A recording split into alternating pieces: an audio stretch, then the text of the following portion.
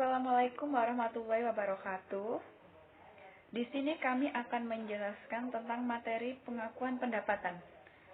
Nama kelompok yang pertama Alkifa Wahyuning Tias, yang kedua Risna Jaya Isifara, yang ketiga Nurul Wajidah, yang keempat Ayu Firnanda, dan yang kelima Muhammad Riki Salsabil.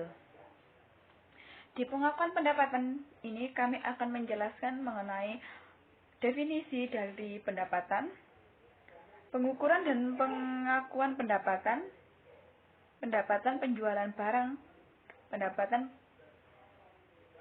jasa, pendapatan bunga, royalti, dan dividen, program loyalitas pelanggan, pengungkapan di laporan keuangan, serta kontrak konstruksi jangka panjang. Pengakuan pendapatan. Yang dimaksud dari pendapatan adalah suatu arus masuk kotor dari manfaat ekonomi yang timbul dari aktivitas normal entitas selama suatu periode jika arus masuk tersebut mengakibatkan kenaikan ekuitas yang tidak berasal dari kontribusi penanam modal tersebut. Tujuan dari pendapatan adalah untuk menaikkan laba melalui penyajian pendapatan yang lebih tinggi. Di sini terdapat perbedaan mengenai penghasilan dan pendapatan. Yang dimaksud dari penghasilan tersebut merupakan kenaikan manfaat dari ekonomi selama suatu periode akuntansi dalam bentuk permasukan dan penanaman aset atau penurunan liabilitas yang mengakibatkan kenaikan ekuitas yang tidak berasal dari kontribusi penanam modal. Sedangkan di pendapatan merupakan penghasilan yang berasal dari aktivitas normal dari suatu entitas dan merujuk kepada istilah yang berbeda-beda, seperti penjualan, pendapatan jasa, bunga, dividen, maupun royalti. Pengukuran. Di sini pengukuran merupakan pendapatan diukur dengan nilai wajar imbalan yang diterima atau dapat diterima. Yang dimaksud nilai wajar pula adalah harga yang dapat diterima untuk menjual suatu aset atau harta maupun harga yang akan dibayar untuk mengalihkan suatu liabilitas dalam transaksi teratur antara pelaku pasar dan tanggal pengukuran. Jumlah imbalan yang diterima biasanya berupa kas, sedangkan jumlah kas atau setara kas yang dapat diterima adalah sebesar nilai yang dapat ditagihkan atau piutang. Tingkat bunga yang dapat digunakan adalah masa yang lebih jelas dan mudah ditentukan antara tingkat bunga yang berlaku dari instrumen atau wesel tagih serupa atau tingkat bunga yang mendiskonkan nilai normal instrumen tersebut ke harga jual tunai dari barang atau jasa yang diperdagangkan. Saya Alkifa Wahyuning Tias. Di sini saya akan menjelaskan tentang pengakuan pendapatan. Pendapatan diakui ketika besar kemungkinan bahwa manfaat ekonomi akan mengalir ke dalam perusahaan dan nilai manfaat tersebut dapat diukur dengan andal. Jadi pendapatan yang masuk ke dalam perusahaan tersebut dapat diakui oleh perusahaan kemungkinan besar apabila perusahaan tersebut sudah mendapatkan manfaat ekonomi yang mengalir di dalam perusahaan dan nilai manfaat dari pendapatan tersebut dapat diukur dengan andal. Dengan andal itu maksudnya pendapatannya dapat dipercaya oleh perusahaan tersebut. Untuk selanjutnya tentang jenis-jenis pendapatan. Jenis pendapatan ada 4. Yang pertama ada penjualan barang. Pendapatan yang masuk ke dalam perusahaan dapat diakui oleh perusahaan tersebut pada saat penyerahan barang. Jadi barang tersebut sudah diserahkan kepada pembeli. Yang kedua ada pendapatan jasa. Pendapatan yang masuk ke dalam perusahaan dapat diakui oleh perusahaan pada saat penyerahan jasa tersebut dapat ditagihkan. Untuk yang ketiga, ada pendapatan dari penggunaan aset. Pendapatan yang masuk ke dalam perusahaan dapat diakui oleh perusahaan pada saat berlalunya waktu atau aset tersebut digunakan. Untuk yang keempat, ada pendapatan dari penjualan aset. Pendapatan yang masuk ke dalam perusahaan dapat diakui oleh perusahaan tersebut pada saat penjualan atau pertukaran barang atau jasa. Yang selanjutnya, ada pengakuan pendapatan selain di waktu penyerahan barang atau jasa. Pada umumnya, pengakuan pendapatan itu kan diakui pada saat penyerahan barang atau jasa tersebut. Tapi bukan hanya itu, pendapatan juga dapat diakui oleh perusahaan pada saat sebelum barang atau jasa tersebut diserahkan atau setelah barang atau jasa tersebut diserahkan. Contoh pengakuan pendapatan selain saat penyerahan. Yang pertama, pengakuan pendapatan sebelum penyerahan barang atau jasa.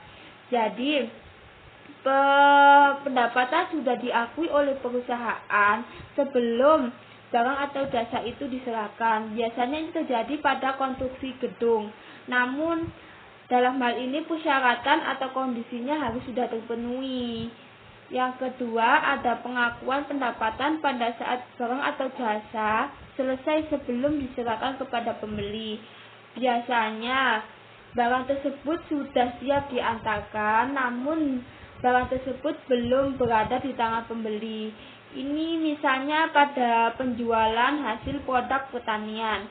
Jadi petani sudah mengakui adanya pendapatan yang masuk, namun barang tersebut belum berada di tangan pembeli.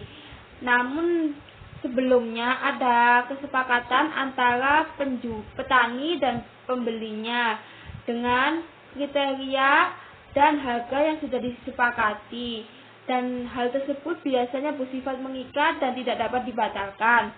Untuk yang ketiga, pengakuan pendapatan setelah penyerahan barang atau jasa. Jadi, pendapatan tersebut baru diakui oleh perusahaan ketika selesai penyerahan barang atau jasa. Biasanya ini terjadi pada perusahaan yang menjual barang-barang yang perlu pemasangan atau instalasi di tempat pembeli. Jadi, pendapatan sudah diakui oleh perusahaan apabila penjual tersebut sudah melakukan pemasangan atau instalasi di tempat pembeli tersebut. Saya Nurul Wajidah. Pendapatan penjualan barang ketika semua kondisi berikut ini terpenuhi. 1. Entitas telah memindahkan risiko dan manfaat kepemilikan barang secara signifikan kepada pembeli. 2.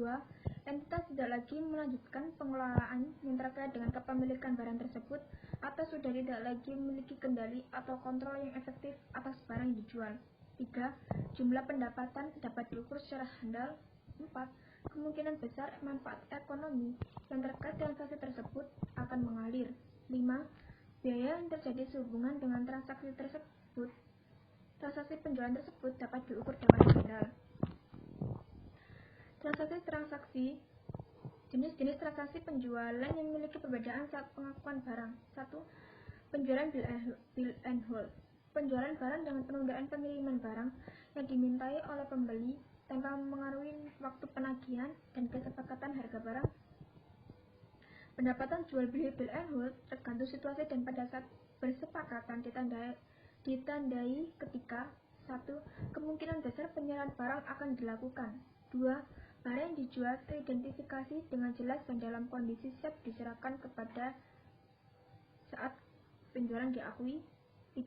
Penjualan menyetujui penundaan pengiriman barang. 4. Berlaku syarat-syarat pembayaran yang biasa. Penjualan barang dengan instalasi.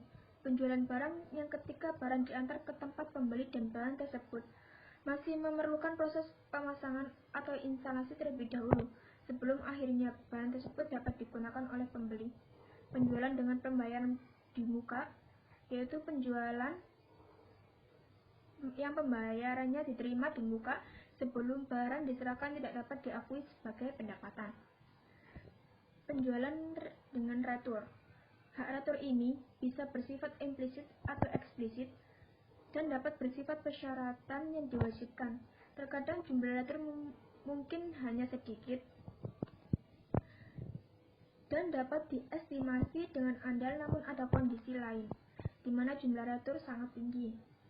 Misalnya, ketika beberapa jenis penjualan yang menawarkan hak retur jika konsumen merasa tidak puas dengan produk yang dijual. Penjualan dengan perjanjian pembeli kembali. Kesepakatan penjualan ini memerlukan analisis apakah risiko dan manfaat yang signifikan telah berpindah dari penjualan kepada. Nama saya Ayu Fernanda, NIM 192010300053. Saya akan melanjutkan penjelasan tentang penjualan menggunakan agen. Agen bertugas untuk memasarkan dan menyerahkan barang kepada konsumen akhir. Pendapatan yang diakui oleh agen hanya dengan komisi penjualan dan bukan harga jual penuh.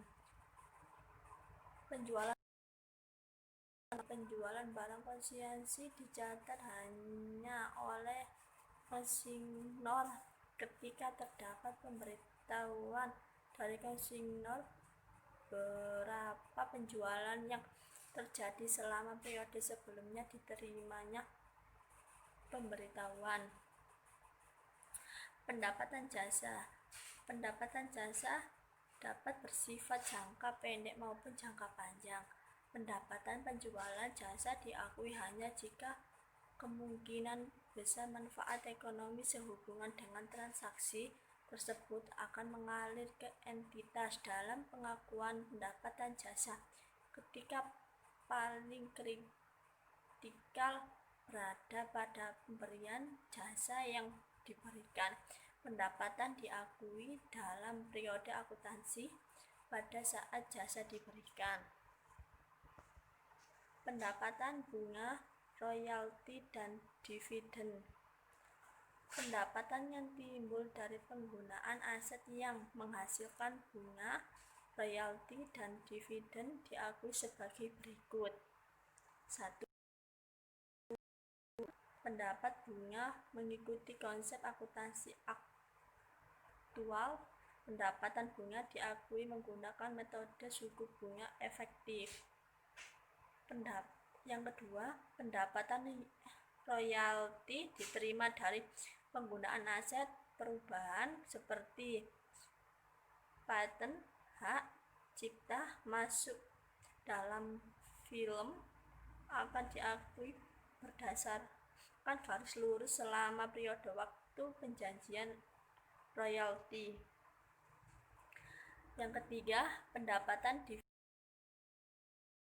Pemegang saham untuk menerima pembayaran dividen, yaitu tanggal penggunaan dividen. Pengungkapan terkait pendapatan yang disajikan di laporan keuangan entitas mengungkapkan hal berikut ini. Dicatat atas laporan keuangan. 1. Kebijakan akuntansi yang digunakan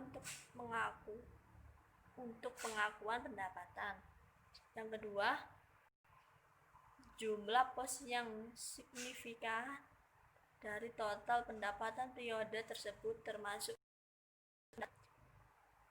berasal dari penjualan barang, penjualan jasa, bunga, royalti, dan dividen. Dan beban kontrak. Pengakuan pendapatan dan beban kontrak dibedakan menjadi dua metode. 1. Persentase penyelesaian. Perusahaan mengakui pendapatan, beban, dan laba setiap periodenya berdasarkan tahap penyelesaian kontrak, yaitu berdasarkan persentase penyelesaian. Metode ini memberikan informasi yang berguna untuk cakupan aktivitas, kontak, dan kinerja selama suatu periode. Rumusnya adalah persentase penyelesaian sama dengan akumulasi biaya yang terjadi sampai akhir periode dibagi dengan estimasi total biaya yang paling mutakhir. 2. Metode biaya terpulihkan. Pendapatan hanya diakui sebesar biaya yang telah terjadi sepanjang biaya tersebut diperkirakan dapat terpulihkan. Jika semua biaya telah diakui, maka laba baru dapat diakui. Dan slide terakhir dari kelompok kami, 2 jenis kerugian yang mungkin terjadi terkait dengan kontrak konstruksi. A. Rugi pada periode berjalan dalam suatu nilai kontrak yang secara total masih memberikan keuntungan. Hal ini mungkin terjadi ketika ada kenaikan signifikan pada biaya kontrak pada suatu periode tertentu, namun tidak menyebabkan biaya kontrak melebihi nilai atau harga kontrak. Dan B.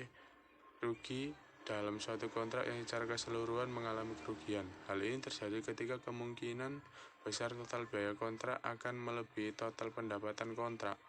Maka taksiran total rugi yang akan terjadi diakui seluruhnya sebagai beban pada periode berjalan. Sekian dari presentasi kelompok kami. Untuk salah atau kebenaran hanya milik Allah Subhanahu wa Ta'ala. Sekian. Wassalamualaikum warahmatullahi wabarakatuh.